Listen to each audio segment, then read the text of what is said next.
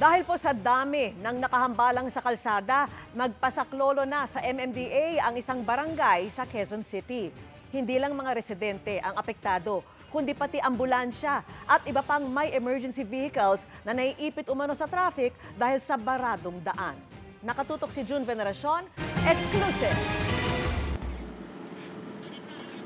Wala pang isang oras sinusuyod ng Special Operations Task Group ng MMDA ang Regalado Avenue sa Quezon City.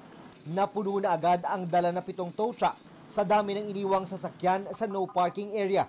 Bukod pa dyan ang higit 50 violation ticket na in-issue. What we are trying to do is to help ease up the traffic. Sobrang traffic pagka kunyaring nagpapark sila sa gilid, lalo mga 4 wheels.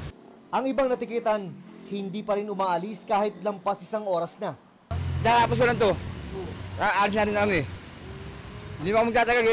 Ang barangay na nakakasakop sa lugar na mismo ang sumulat sa MMDA para tulungan sila sa problema ng illegal parking. Dito sa barangay, marami na po kaming mga notices sa kanila. Kaso hindi sinusunod. Critical rin na mapanatiling maluwag ang Regalado Avenue dahil may malaking ospital dito. May nakakarating ng mga reklamo sa MMDA at sa barangay na pati mga ambulansya at iba pang emergency vehicles ay naiipit sa traffic dahil sa barado ang daan. Yung buhay minsan segundo lang eh. Pagka na-delay, tapos hindi umabot sa ospital, mamamatay. We've been operating this street since last year.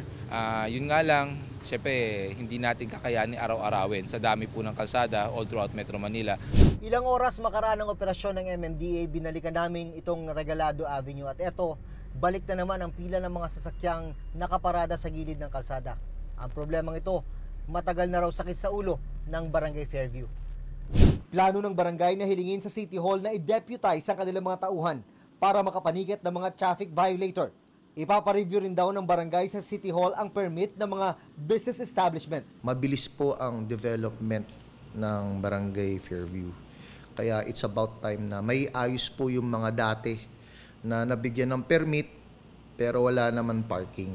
Pero kung problema ng illegal parking sa mga residential area ang pag-uusapan, ayon sa Quezon City LGU, dapat kung wala kang garahe, huwag kang bumili ng kotse. Ganun lang naman kasimple yun eh. Hindi lang mga sasakyan ang hinatak sa clearing operations ngayong araw, kundi pati iba pang nakaharang sa bangketa. Kinumpis ka nga pati ang mga manok na panabong na nasa Center Island. Pag yan nawala, kakasuhan ko kayo niyan. Pero hindi sa lahat ng pagkakataon ay kamay na bakal ang kailangan. Sa halip na kumpiskahin, tinulungan pa ng clearing team ang ilang sidewalk vendor na maitabi ang kanilang paninda. Huwag na kayong babalik sa bangketa kasi nakakasagabal yan ha.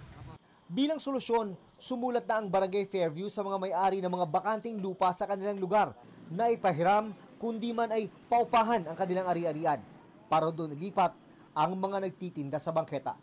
Para sa GMA Integrated News, June Veneracion, nakatutok, 24 oras.